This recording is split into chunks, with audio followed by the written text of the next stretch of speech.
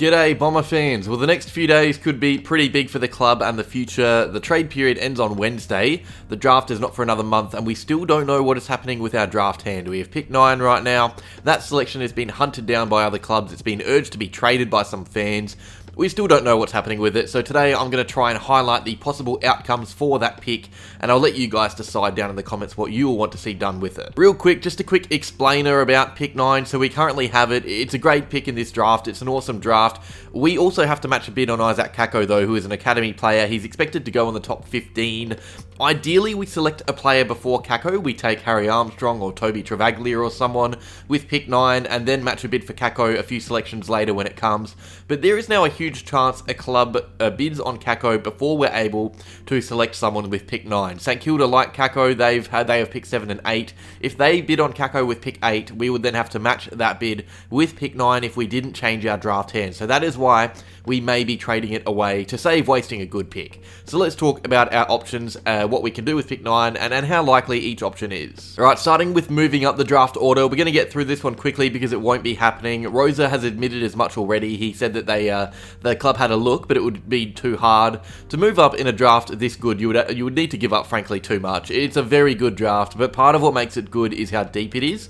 Moving up to pick 5 to get a guy in that top 5, it wouldn't be too much different to getting a guy at 9 or 10. So it's so even near the top. Clubs are struggling to find even pick 1 contenders that they agree on. So yes, we would get a pick in before Kakko guaranteed, but we would likely have to give away not 1, but maybe even 2 first rounders across 2 years. Clubs would want massive capital coming their way to give away a pick in the top 5, and in the end, it just wouldn't be worth it, especially if we could get more talent, or I guess more opportunities for talent in other ways. So moving up the draft order, as I've said once or twice on this channel, it's the least likely of the options. It just won't be happening. Okay, splitting picks. Now this is kind of seen as a last resort thing. So when you have academy kids in the first round, you usually have to get rid of your first round pick. That is what Brisbane and Gold Coast are currently doing. We're at that awkward range where we possibly could keep it, but if worst comes to worst, we may say, alright, let's call it there and split these picks for capital to match a bid on Kakko.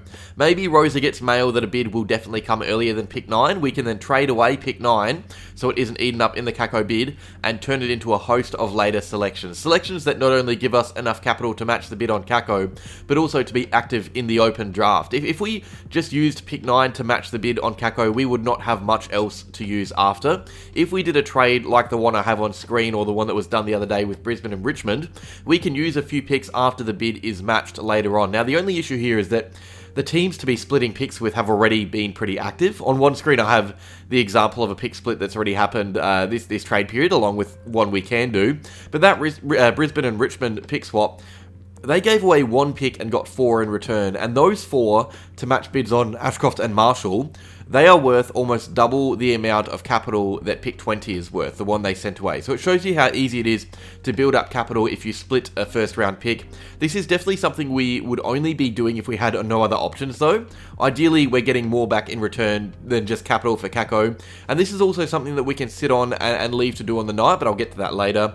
And also, before you completely discount splitting picks as an option, because I know it's not very popular, it does give us more room to move up the order after a Kakko bid on draft night, like we did for Archie Roberts last year and Nate Caddy as well. If there is a player we like still available at pick 25, for example, we could trade away some lower picks we have that we got from the picks split to then get up the order and get that player on the night. So it gives us more options on the night if we split picks. Alright, now this is becoming an option I'm not too unhappy about, future swapping. So clubs are obviously looking to be involved in this year's draft. A few teams want our pick 9 and they're willing to give away future capital for it. Melbourne and St Kilda are clubs that are keen on it. Something we can do if we think pick 9 will be eaten up in a bid is simply trade it to another team for their first round selection next year, and that way they will give us more back in return as well, because the value of a pick in a current draft is always higher than a future draft, especially because this is a super draft, many are labeling it. It's also because it's there, you can use it soon, you actually know its value. A future pick relies on where the team will finish on the ladder, so if we get Melbourne's future first and they finish top of the ladder, it's worth a lot less than our current pick 9.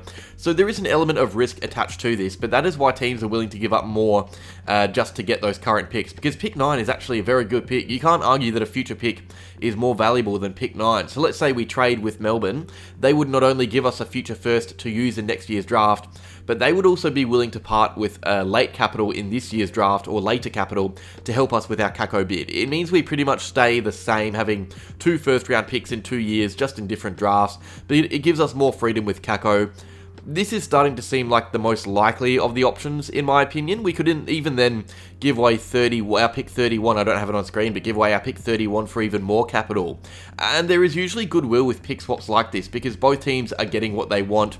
Melbourne get a pick in the top 10, we get a first rounder that we know we can definitely use, and fuel for a Kako bid as well. So, and also, I should say, next year's draft is not a dud. Willem Dersma is a guy who's coming along in it. There's plenty of names. I can talk about that in a future video.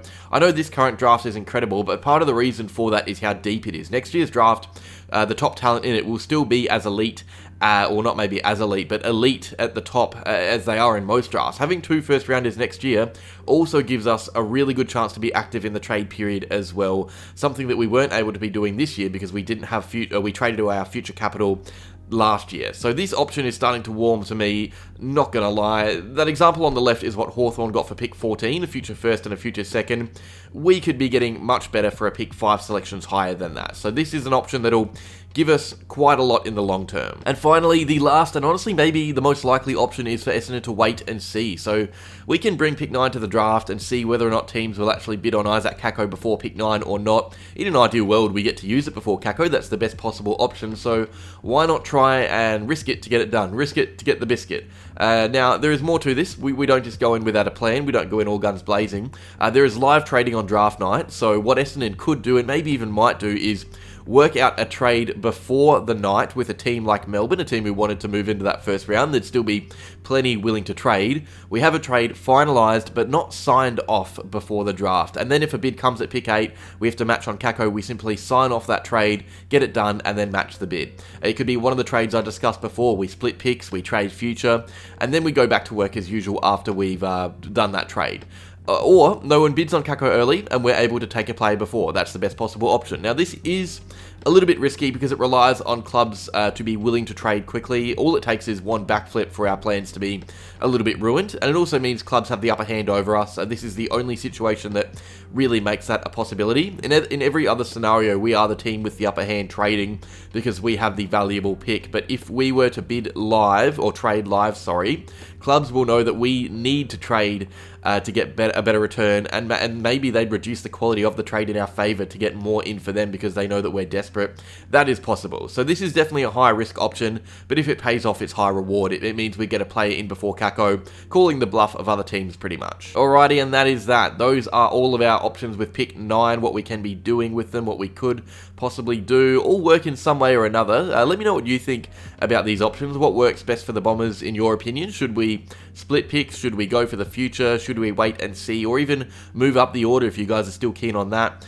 If I had to personally choose, I think I'd probably go for a future pick right now to give us 2 next year. That would be my personal choice, but it doesn't mean it's the right choice and yours is wrong. These are all good options, and that's why, although the AFL compo has screwed us a bit, it isn't a huge issue, more than a good opportunity. So yeah, that is that. Cheers for watching, guys. Like if you enjoyed, subscribe if you're new, and go Bombers.